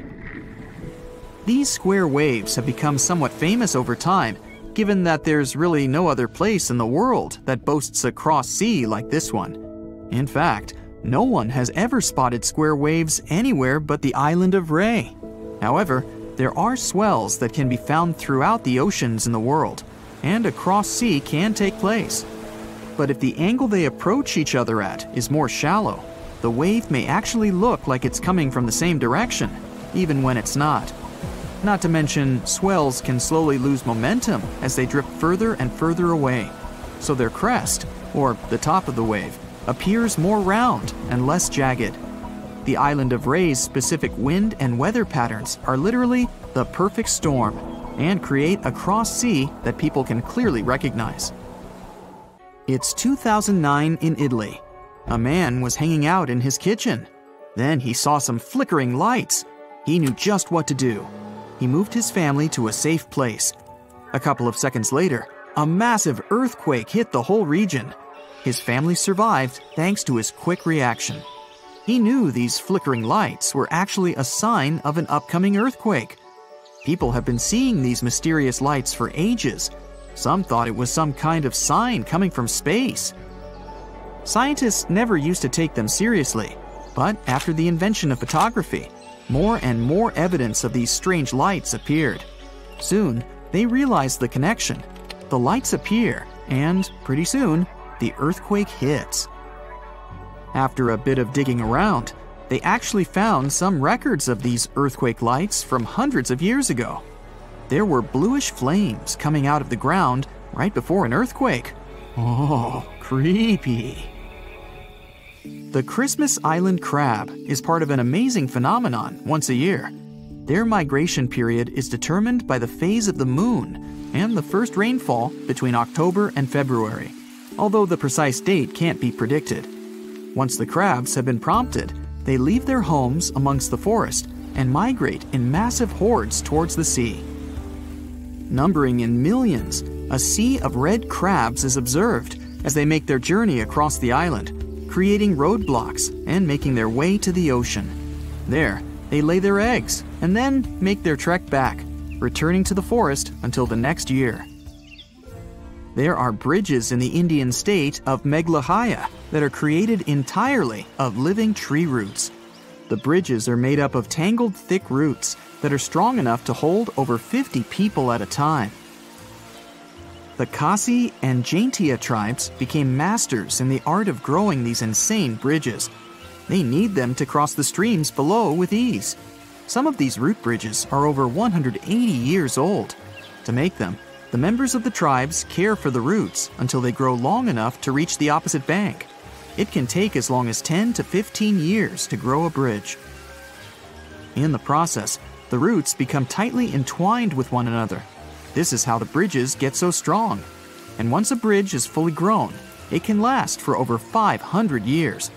While some roots decay, new ones are continually growing. That's why the unusual natural constructions last so long. Light pillars are colorful beams of light that either jet up from Earth towards the sky or shine down from the clouds. Usually, they only occur in cold temperatures, as they form when the sunlight gets reflected off ice crystals floating in the air. The higher the crystals are in the air, the taller these bright and colorful pillars become. They're most common at sunrise and sunset. There are hidden caves all over the world that are filled with glowing light.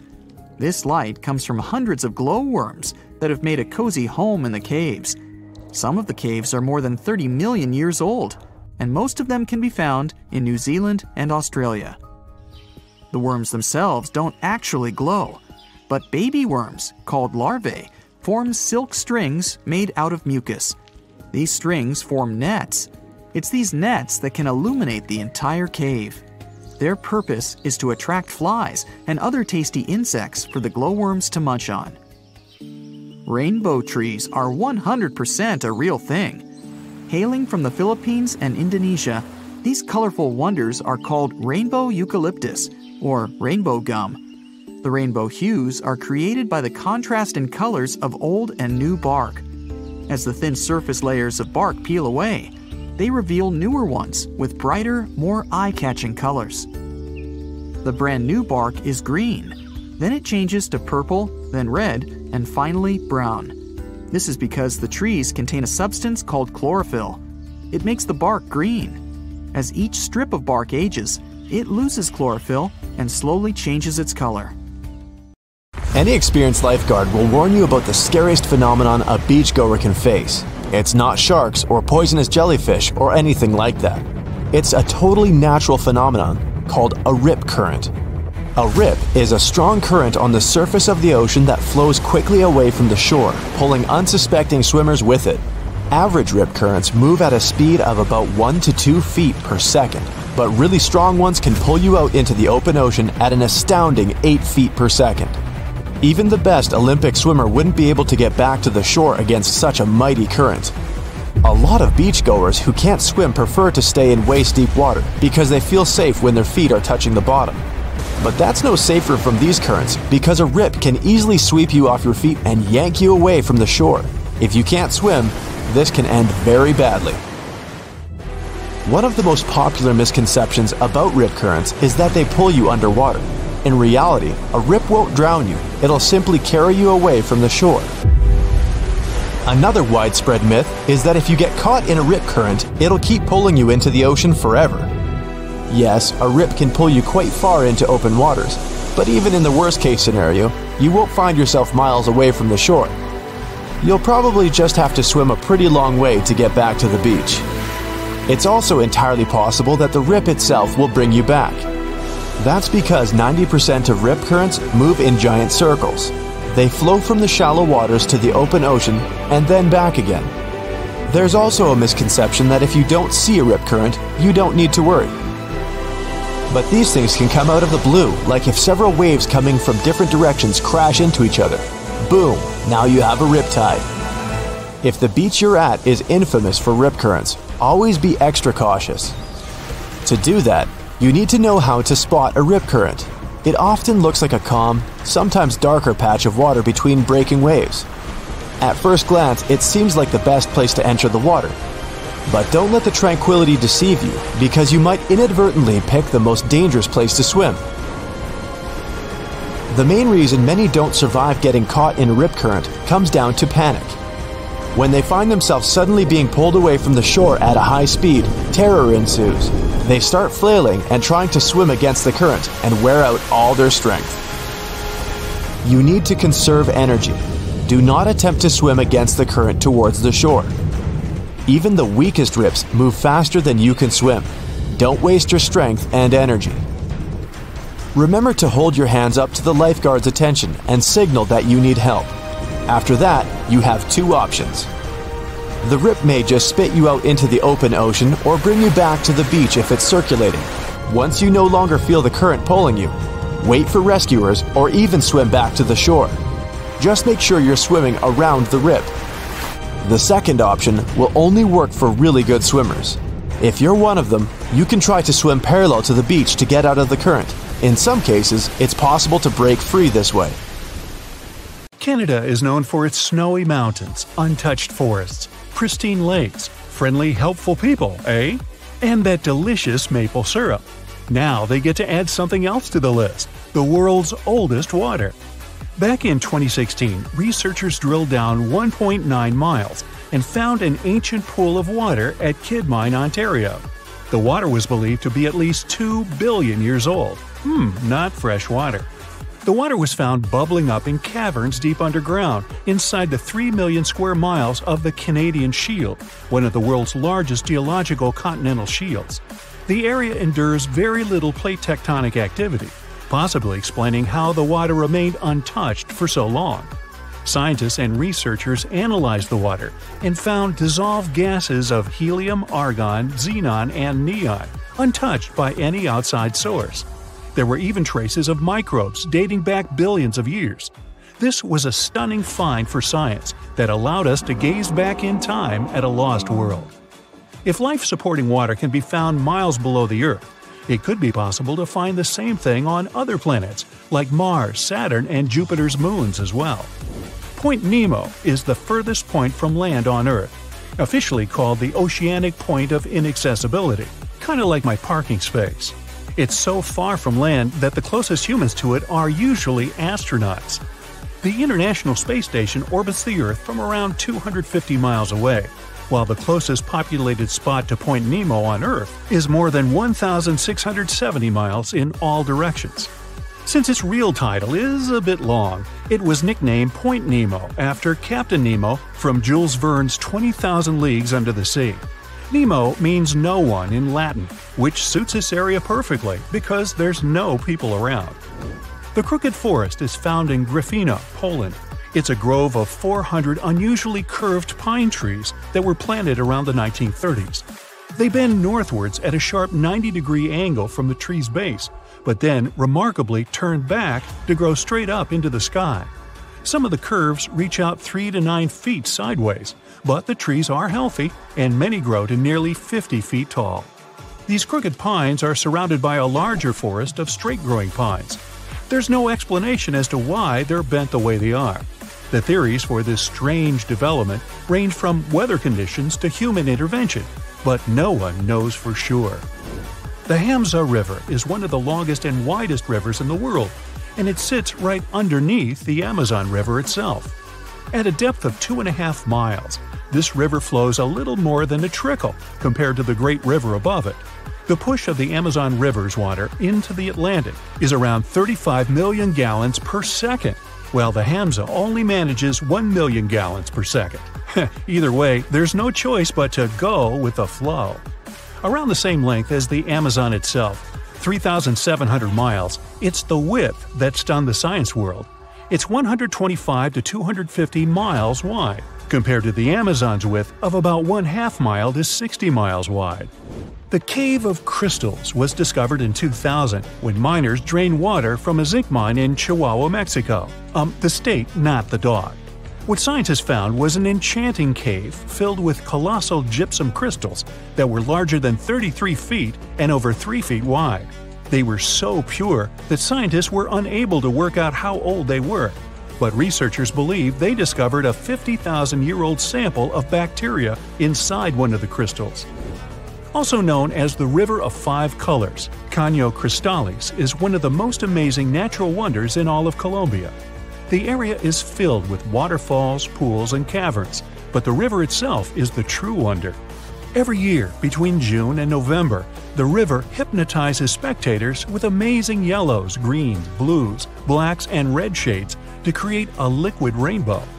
A red plant that grows in the riverbed is the main cause of this unique phenomenon. Other colors come from the black rocks, green algae, clear water, and yellow sand, producing a pearly effect. The colors change every year because of the plant's growth from rainfall, temperature, and sunlight. During the rest of the year, the riverbed appears in a dull green hue. Scientists in Hawaii discovered that red algae were making sounds in the waters around coral reefs. The noise was believed to come from the loud snapping shrimp, until researchers put the sound and presence of algae together and started monitoring the bubbles. As the algae use photosynthesis for food, they produce tiny bubbles that collect on their surfaces. When the bubbles separate off the plant, they make a ping or popping sound. Reefs can be smothered and suffocate if they're covered by too many algae. Discovering that photosynthesis makes a sound could be useful for the reef's preservation. The algae could provide early warnings for scientists, so they can stop these vulnerable areas from being overrun. After heavy rains and seismic activity hit Kenya's Great Rift Valley in March 2018, a vast chasm expanded across the land. The rift measured quite a few miles long and was over 50 feet wide in some parts. Essentially, it was tearing Africa in two. Africa sits on two tectonic plates, the Nubian and the Somali plate. Deep below Earth's surface, driven by the active mantle, the plates are being pulled apart. This creates the huge, extraordinary rifts we see on the surface. It will take millions of years for the large continent to actually separate into two pieces. I won't be around then. But when it does, it'll also create a new ocean basin. The Eucalyptus deglupta thrive in the tropical forests of Indonesia, Papua New Guinea, and the Philippines, and they're like something straight out of a video game or fantasy movie. Growing up to an enormous height of 250 feet in its native environment, this one-of-a-kind tree has bark that displays green, bright blue, orange, purple, and red streaks as it ages, kinda like me. As strips of bark fall away, the tree's colors change, and the bright green inner bark is revealed. Off of the beautiful island of Mauritius in the Indian Ocean, there's a spectacular view that has to be seen to believe. You'll need to hop on a plane to get a bird's-eye view, though. What looks like an underwater waterfall is actually sand from the shores being pushed off of a high coastal shelf by ocean currents. It falls all the way into the deep dark depths of the ocean on the southernmost tip of the island. Most of the ocean waters around the island are only 26 to 490 feet deep, but this deep plunge drops down a few miles, creating the illusion of a waterfall. This oceanic shelf didn't exist a few million years ago, but seafloor spreading has created this quite recently. The walking trees of the Amazon are one of the most unique and puzzling ways plants move to get to the perfect spot for everything they need. These trees walk by allowing the new roots to replace the older ones while searching for more sunlight in the dense forest. As the roots fix themselves into the new soil, the tree bends towards the new roots, leaving the old roots to slowly rise. Traveling to a new place with better sunlight and more solid ground can take a couple of years. This is because they only move around 0.8 of an inch a day, or around 65 feet a year. Now you can just imagine this going on in your front yard. You plant the tree here, and next year it's all the way over there. Ah well.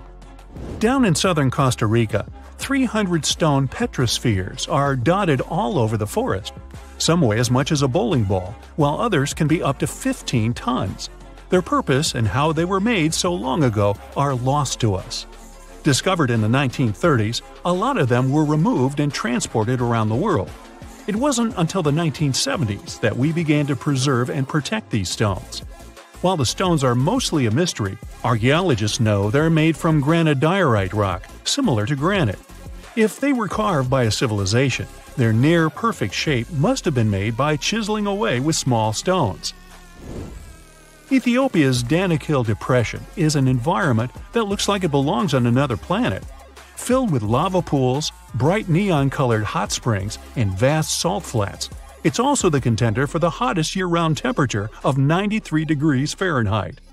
Poisonous gases fill the area with hot springs filled with acid. Worse, it only receives up to 8 inches of annual rainfall. It's also one of the lowest places on the planet, at 410 feet below sea level.